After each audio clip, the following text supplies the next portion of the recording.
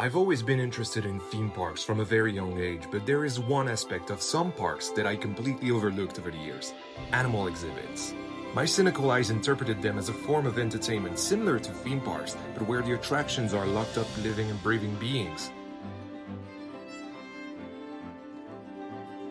When the announcement was made that Planet Zoo was coming to console, I felt the need to challenge that view to better understand what these places are about. That way, I'd be able to enjoy the game more. I needed to learn the essence of zoos before attempting to make one. That's why I decided to spend a day at one of Europe's best and largest zoos, Paris-Diza.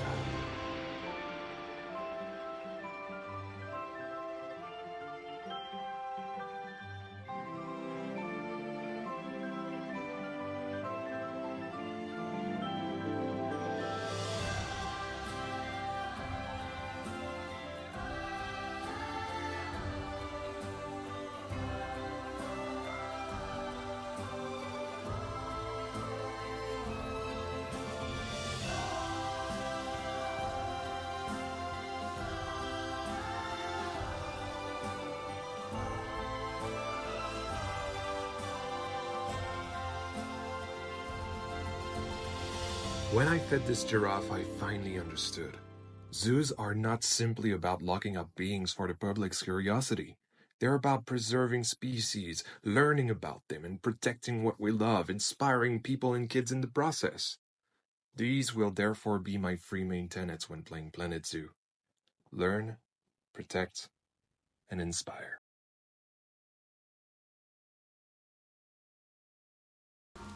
It's been 3 months since I recorded this intro and edited it, because it's been 3 months since Planet Zoo has come out on console. And I wouldn't say it's the first time I've been playing it, but it's the first time I've been really dedicated to a project. And welcome everyone! Welcome to Building a Simple Zoo, the first episode of a new series that's gonna come out a little sporadically, to be honest. I don't really have a schedule with that. I kind of do it as I do it. I'm gonna release it as I do it. And our zoo is gonna be set in Europe, more specifically, as you can see, because of the name of the zoo, in France. So it's gonna be called Terre de Belle Faune, which basically means lands of belle faune. Yeah, that's basically it. I know nothing about this game, and it's gonna be so fun just doing a series, discovering this game and its mechanics. I already love everything about the foliage stuff, the musics, the fonts as well, because we had to make our own fonts in Planet Coaster using basic shapes. Well, you still can, but now you can just use the thinner in-game fonts that already exist. And listen to that music. Oh, it's so good. It's so good. The speakers are back, and they have more chill music, which is basically why I've started doing this series and this zoo. Essentially, I have 3 big projects going on in Planet Coaster at the moment, and they're really daunting. One is the community park, which is in Antonio's hands at the moment. One is a big personal project that I don't want to talk about yet, because it's the more secretive it is, the better it will be for you guys. So you'll see when it's ready, don't worry. And one last one, which is a more of a concept park that is more focused on thrill coasters. So I needed something to relax, to come to whenever I wanted. And just relax, don't think about high stakes, quote unquote, because it's Planet Coaster, it's a game. There are no high stakes, but still, I'm trying to do something really punchy, really good for those three parks, so I'm really challenging myself. Whereas this is more gonna be freestyle all over the place. Even though there still is my usual style, you know. I kind of wanted to take the usual style that I have, you know, the really green, nature-focused parks that I did, like Serene Garden, Simple Park, or Parc Ciel Bleu as well. Use that and put it into Planet Zoo and start my first zoo using that. So let's take a little tour of what I've built so far. It's only the entrance, it's nothing much. We'll focus on the entrance and the entrance plaza, maybe do an habitat. I'm not quite sure yet. I still have those things to figure out, and I'm kind of anxious to do my first habitat because I've never ever well, apart from the tutorials, of course, I've never done my own habitat, and so I'm probably gonna screw it up like many times until I get this right. Fortunately, because this is still gonna use that same update process that you guys have learned to love with Serene Gardens, you won't see the struggle. You'll only see the finished quote-unquote products every time. So that's gonna be nice. Let's take a little tour. I've been waffling on way too much. Yes, something that I love as well. Spawn points. Oh my god. Just changing spawn points is a blessing in this game.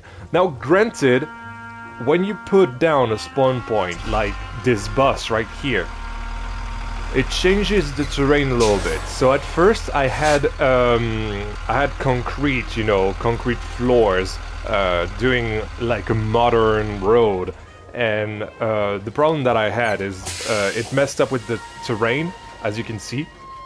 So I had some of the terrain go through the path, and that's what it did essentially.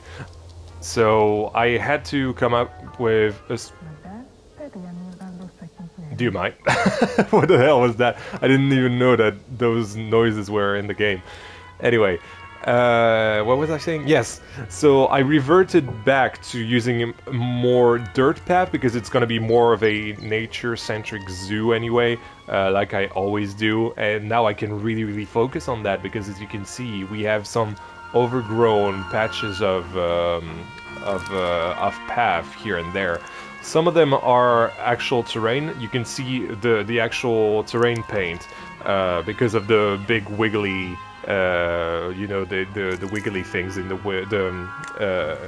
grass blades in the wind, and the smaller ones are actual things that I've placed. So you have a nice blend of the two.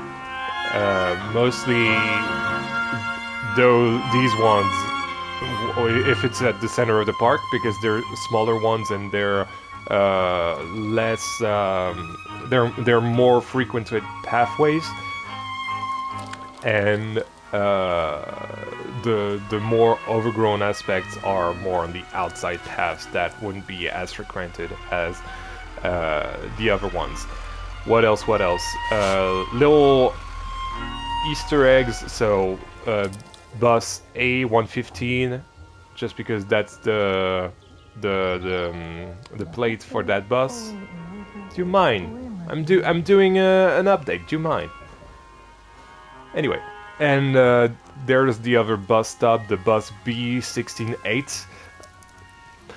You know who I am. I'm YanBK1608, by the way. If you're finding me for the first time, consider subscribing because this is just the start of this series, and there's gonna be much more that's gonna be built in the zoo. I hope. We'll see. So yeah, that's a little reference to my name. What else? Yeah, I couldn't put... Well, I technically could put two buses, but it just didn't seem right. It looked way too overcrowded, and that way we have a more clear view of whatever is going on around us. Especially because the nature is really good. Like, the foliage in this game is mwah, chef's kiss. It's that good. So we have little tunnels here and there.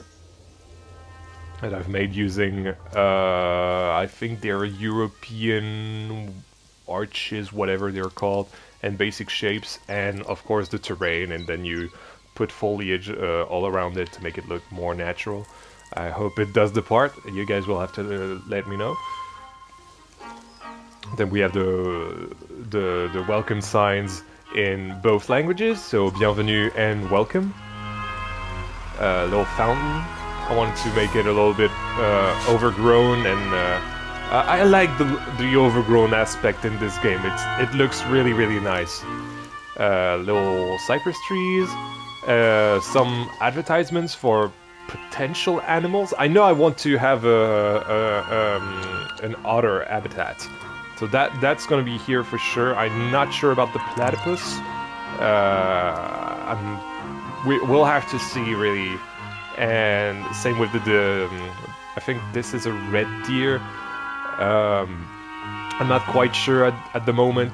I've never really worked myself with animals. I've always the game has been holding my hand when I've placed animals in the past. So now I'm kind of on my own, and we'll see where that takes us. We have, of course, the big zoo sign, and on the other side we have goodbye and au revoir, mirroring, of course, the two languages on each side. For this zoo, as you might have noticed after my entire waffling that I did, it's more European based, and I would say southern France based. I'm not quite sure, but this is kind of the architecture we would get. It's kind of Italian and Spanish in a way, and I think for the first area I might continue that theme. I like it a little bit, and I want to do something that maybe echoes a coast for the first area right here. So we shall see. This is what we have so far. Oh, by the way, I love those light switches. I use them like, you know, magnetic badges thing, so that the staff can open the door and everything. I think they're really neat. But yeah, this is pretty much all we have so far. It's not much, but it's better than an empty map, to be honest. So yeah, this was our first update. I'll see you guys later for the second update. Welcome back, everyone, and just as I do my intro, of course the boss has to start. Of course. Welcome back, everyone. This is update number 2, and as you can see, a few things have changed already in the entrance. I've replaced the... Do you mind? This thing is so loud. Holy crap. Anyway, yeah, I've used those round flower thingies to fill up this side of the fountain. It used to be water, but I thought it looked odd, so I think it looks a little bit better with greenery like that. And once we go in, so bienvenue and welcome from this side as well. And we have our entrance plaza. Well, the start of it. The start of it. It's not really gonna be an entrance. Well, this is an entrance plaza at the moment, but I really want this to be a main street, you know, with a big habitat in the background. We won't do that in this episode, but we will do some habitats today. Well, plural. We will have to see. I have to work it out in my mind so far. Again, I'm really freestyling this whole thing. It's just me discovering the game, essentially. Let's see what we have. So, on our right, we have our first toilets. I know, they're really fancy. And by the way, speaking of, I really want to address something, because people who have been there for a long time, more specifically back in 2022 when building a simple park in Planet Coaster was a thing, people were like, oh yeah, it's not a simple park. I wanted to clear something out, make something clear. I mean, I don't know if that's the way you say it. Whatever. Doing a simple park, a simple zoo, something simple, it's in the essence. It doesn't mean making something lazy. It doesn't mean making something that looks bad, that looks bland and normal, you know. It means something that just doesn't try very, very hard to have a structure, doesn't try very hard to uh, uh, make something that is, well, structured to some extent, of course, but make something that is, I would say, more, again, freestyle. You know, freestyle. You don't have everything planned out. You just do things on the spot, think of about things on the spot, and just make them come true on your in your mind. Because usually some people will plan a lot of things, and that's how it is simple, in my opinion, at the very least. It might not be simple in your opinion. You guys will have to let me know in the comments again.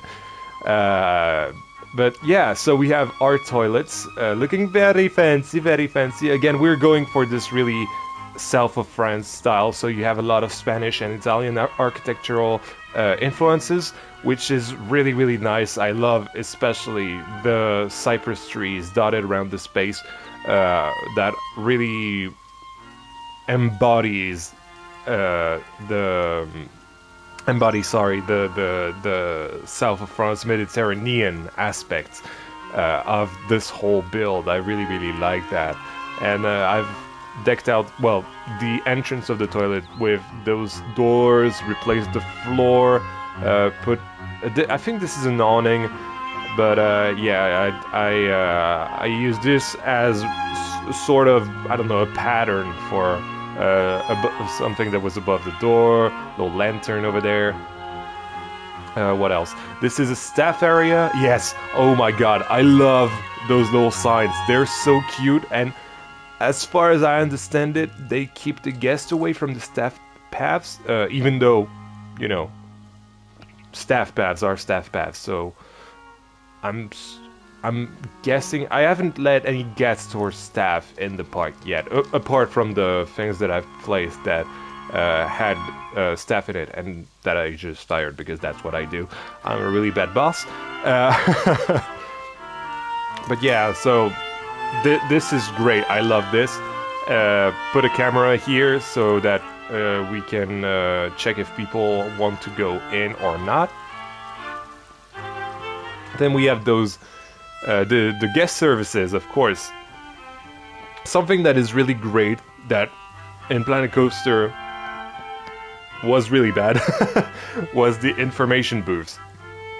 And honestly, first of all, they look so much better. Like, every single shop looks so much better. Even the fact that you can put counters in those things, we'll get to them in a moment, but they look all so much better. They are so detailed, and detail is what we love, because in Planet Coaster I used to feel the need to deck out every single inside of the shop, and now I just add a door to make it realistic, and that's it, you know, because everything looks really, really nice from this angle, and that's it.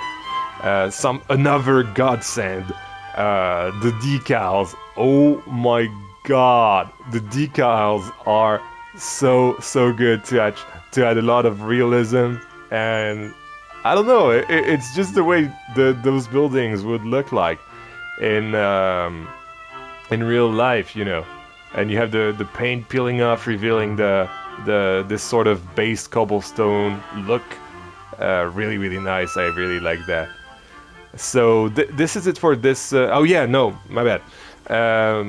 The thing I wanted to, the comparison between the info booth in Planet Coaster and in Planet Zoo aren't only aesthetic, they have a lot of purpose to your zoo, because, you know, I like to play with the management side of the game as much as I can in Sandbox at the very least. And in these, you can buy umbrellas, as you can see. when when it's raining. Obviously, Planet Coaster didn't have weather, so that obviously they had to add that. You can buy these things, so these are audio guided tours, I think, and you can also buy animal packages, adoption packages, I think they're called. I think they're basically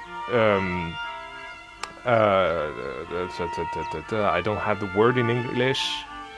They're money that people donate by to the zoo, to the foundation, essentially, and to protect an animal, I suppose, because zoo do that a lot. I know Paradisa does that a lot.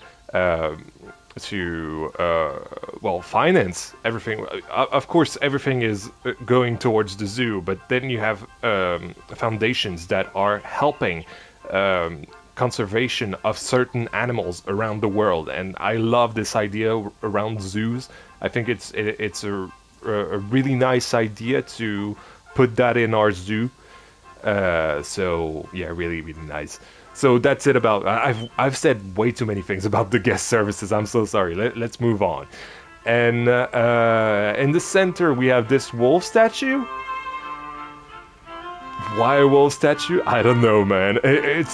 Let's just pretend that Belfon, the area, this fictional city this park is located in, is basically, well, what we're building at this point. It's kind of this little village, and as a centerpiece, I don't know, I needed something simple, and so I put that. I think it looks good. I think it looks kind of good, and guests could kind of take a picture here. You have a photo op. I don't know, I just made this as a photo op, really. And in the center, we have some, what are they called? Deck chairs? Places to sunbathe, essentially. And I don't know. Since we're in the south of France, the sun is a big part of the experience. So I thought, you know what? If people want to relax, maybe they want to relax, because a zoo, a theme park, are places to relax as well. You know, get a drink or whatever, and just take in the moment. You know, have a day off. This is what zoos and theme parks are about in the end. And there's a really nice CoasterBot video that just came out at the moment of recording this that speaks about that, the difference between amusement parks and theme parks, and I think it's really interesting. Go check it out. So yeah, and pretty much the same fountain that we have at the entrance. Then here we have food and drinks. So we have Pizza Pilot. This is obviously a pizza place, and as I was saying, you know, you have those counters. So these shops just don't come with the I don't know, the van, I suppose. The van is a shell, and then you put the shop in. But in Planet Coaster, you know, you have those big ugly boxes, the way the guest services work, for example. Those are classic box shops, essentially. And here we have the counter shops. So you have the shell all inside there, and the only part that's the shop is only the counter here with the pizza, updated things to pay. So you have contactless as well. I've noticed that. This is a really nice detail. I really like that. So here you can get your pizza, little walled off area so that people can eat without being impacted by the guest flow. Love those lights, by the way. I love those. I'm gonna use those as much as I can, to be honest. At least in this Mediterranean area of Belfon. So yeah, as I said, a few little places to eat. And then we have Yoda Soda. So, little story. Yoda Soda is a funny name, you know. And at first I had Soda Van, and I just wasn't inspired by the name. So I went on our group chat with Antonio and Corvus, and I've asked them okay, guys, I need a name for that van. Can you guys come up with that name? And Antonio came back to me and he said, well, the van's green, so let's call it Yoda Soda, and it just stuck. I thought it was funny. So yeah, real funny stuff. And I'm gonna keep that just because it's gold. So yeah, and once you have your drink at Yoda Soda, you can come here under the umbrellas or whatever, and just drink it with your friends, essentially with other deck chairs here and little tables as well. The little tables are African drums, I think, that have been repurposed for as table essentially as tables for this little area in front of this building. Now, something that you might think is, yeah, those two buildings have no purpose whatsoever. They're just facades. They're just here for the looks, right? Well, my friend, no, they are not, because I haven't shown you the other staff area, which has made a lot of progress, to be honest, because to have animals, oh, it's much quieter in here. I had my the music just blasting through my ears. The music's nice. I love the classical playlist, but yeah, I've changed that, by the way. I had the Probos something classical music, that music that is playing right now in the last update, and I decided to change it to the playlist to have all four classical songs play back to back, essentially. So yeah, I've made some progress on the first staff area. This is going to be our main staff area. This is where all the staff will start, essentially. What I want is to have a loop around the park that the guest will never be able to see, and make it so that the guests are immersed. There we go, past tense. Immersed in their experience and not think about the staff and the facilities around the zoo. They've added a feature in Planet Zoo for that called I think it's negativity zones or whatever, something like that. Is essentially when you place down something that is, for example, here a staff room over there, a break room. It will have a diameter around it that basically lowers the guest happiness, essentially. So you don't want that to be next to guest paths. You know, you want them to be kind of at the back of the park, of the zoo. Sorry, I'm still in Planet Coaster mode, and so that's the idea with Keeper Campus. It's essentially just to have everything that is nice for our staff, because I'm not really a bad boss. You know, I said I was a bad boss over there, but no, I'm not. I really want my staff to be healthy, to have fun doing their jobs, because something that I saw when I visited Paradisa, you know, when I fed that giraffe, it was a side experience that you could buy, essentially, and that you could register for and everything.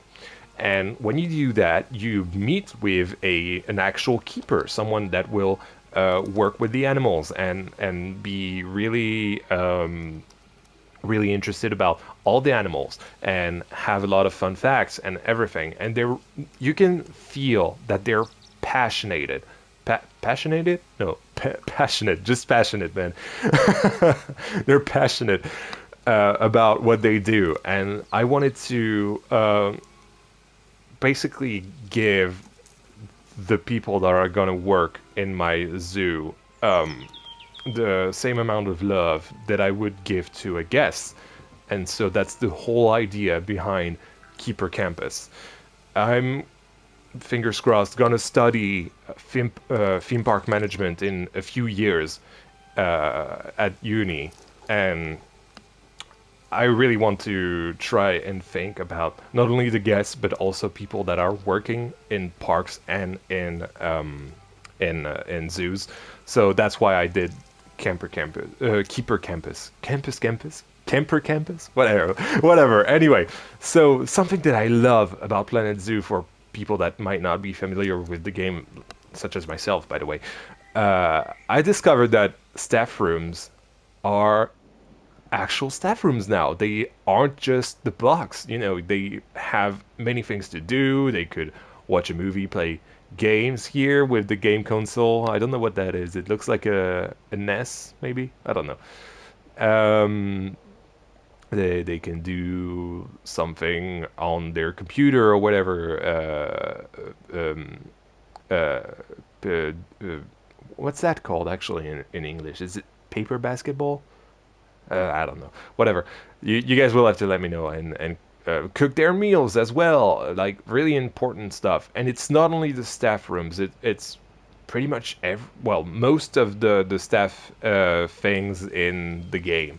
So we have this little area to let the staff relax outside of the staff room because you don't always want to be inside, right? You sometimes it's in the middle of July, like right now, and beginning of July at the moment, really, and you might want to you might want to sunbathe, you might want to sit in the sun and everything, and so yeah, that is basically why I placed this little area. Then we have our what's that called? Trade house, I think, something like that. So that's the other side of that green building that's near the vans. Um, I wanted those buildings not to be, empty and have no purpose. And essentially, the trading center and I think this is oh, I don't have the word. It's gonna come back to me. The place where you put the animals that are sick, essentially, and that have viruses and whatever. To the containment. Is it the right word? I think it is. I think it's something containment, whatever. I wanted to put the containment inside that building as well, which is the reason behind the odd but honestly cool shape that it has. So yeah, those are things that don't have interiors for the staff. So I didn't want to have them in separate buildings like I do for the rest of the buildings. So yeah, that's why they're in there. Here we have a path that's most likely gonna lead to one of our first habitats. I will have to see. I have really, really fun ideas that I want to try, but I don't know if they will work because, well, as I said, I'm not an expert at all at the game. I'm very much a beginner, in fact. I've only, like, to be fair, I've been stalling building these things just because these are things that I know, and building is very similar, although a little bit different than in Planet Coaster, but really nice, far better than what it was upon release of the game at the very least. So yeah, we have this. This is a keeper hut, so where they're going to prepare food essentially for the animals. Really, really fun stuff, I guess. Uh, I don't know. I'm not quite sure how that all works. I kind of will have to experiment in the next update. Next update will open the zoo as well, which is going to be nice. Oh, nice gloves. That way you don't contaminate the food, I guess. And you have menus for the animals as well. Really fun stuff. I really like those interiors. I think they're really, really smartly done, and I really hope that those are features that are ported over in whatever the next Planet game might be. Oh yeah, and speaking of taking care of our employees, I wanted to have a volleyball court, I guess, uh, just for fun. You have this ball that you could take on the beach or whatever, and I basically placed the generator underneath the path, and so it's an actual object that the animals can play with. But here I wanted to place it in our staff area, in our keeper campus, as I said. And here you have the vet, essentially the vet house. And so here, this is where, for example, people. Well, I'm not sure actually because this is for people. Well, people, animals. You're not gonna put someone on there, but it works for humans as well. The when you're pregnant and you want to watch the baby and whatever, and other stuff, I guess. So yeah, a lot of details in these buildings. I really, really love what Frontier did with the staff areas in this game. Well, this is my staff area, but I mean the staff buildings and everything. So, yeah, overall, amazing stuff. I'm blown away by this game. I've been way too harsh on it in the past, I have to admit. And I think it rocks, honestly. Planet Zoo rocks. It's a really fun game. I really, really recommend it. And look at that lighting as well. Oh, it's so good.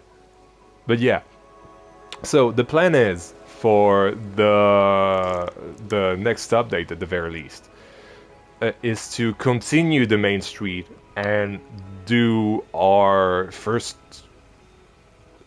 habitats plural question mark.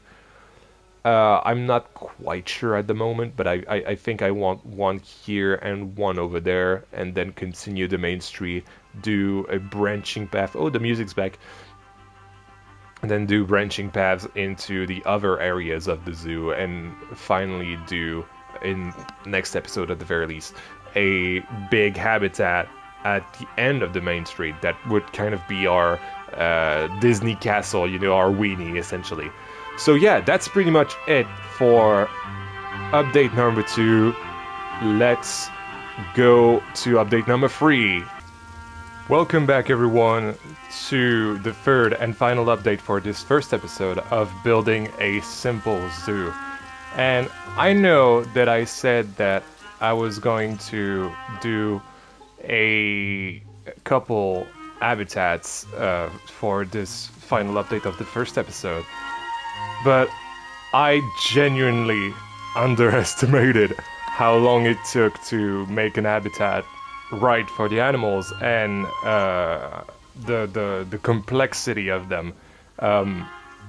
It's not that it's hard by any means, it's that it's complex. There are a lot of moving pieces, maybe more so than doing a coaster, because, you know, when you do a coaster, it's done. Well, at the very least in Planet Coaster, it's done, you know, you just let it be and you don't really have to maintain it.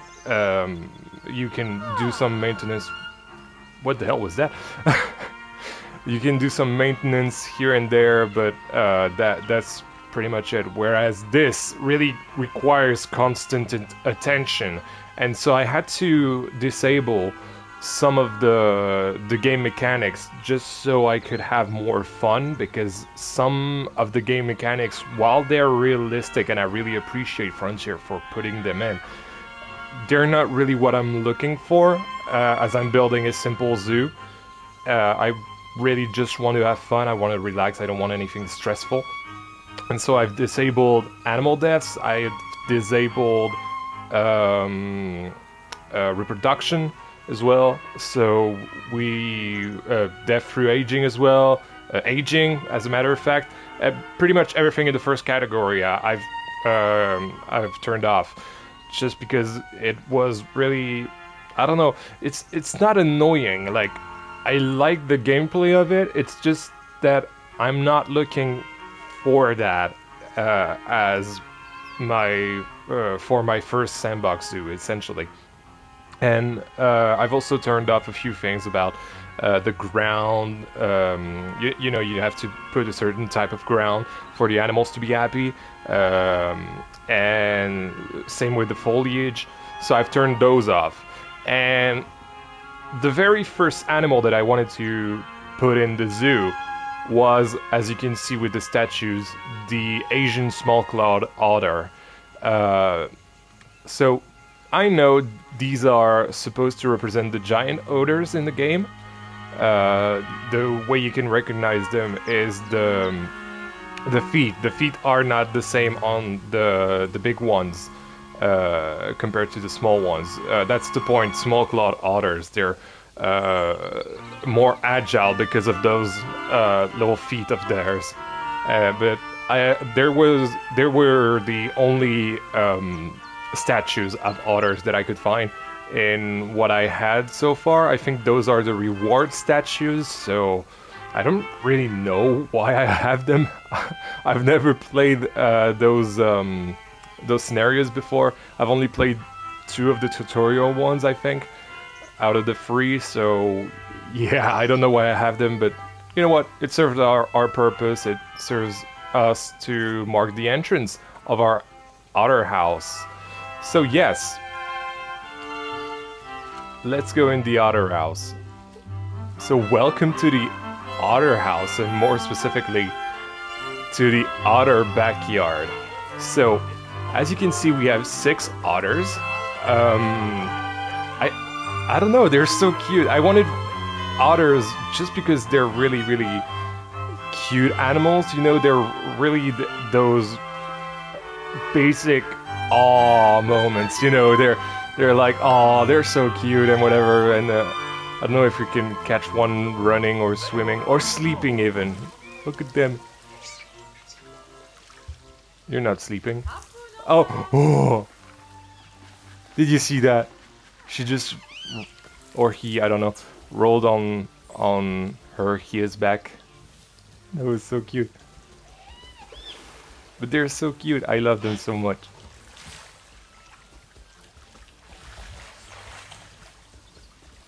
Sorry, I'm getting distracted. But yeah, so let me talk about the idea for this habitat. The whole idea behind the classic part of, whoa, sorry about that, I'm still getting used to the camera, about the idea behind this main street part of the zoo is that it's going to be classical south of France feel, as I explained before, and so I wanted the animals to reflect that. And I know you're not really supposed to domesticate otters, especially if they're alone, because I've read some of the fun facts in the Zoopedia, because I love to learn about these animals before I actually put them in the zoo. Those mammals actually mate for life, so once they have a mate, that is it. That's gonna be their mate for life. And so what I did to reflect that in the habitat was basically put 3 males and 3 females. One of them is an albino. I don't know where she is. I know she's a she. Oh, there you go. She's sleeping. Oh, sleepy otter. Sorry, I'm getting distracted. There she is, the little albino otter. She's so cute.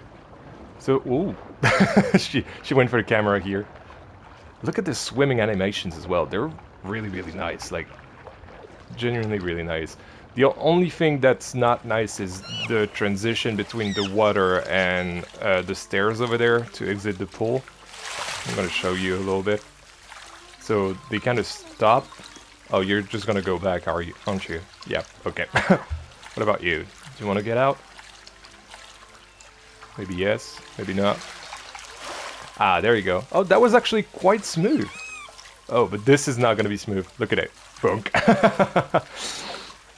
So yeah, some of the animations are not exactly smooth, but that's alright because it's already pretty impressive that the game can basically take into account every single item that you put in the game. So yeah, really, really impressed with the mechanics of the game so far, and I'm really, really looking forward to playing with it a little more in the upcoming episodes. So something I really wanted to do is... Oh, she jumped into it! What that? So funny.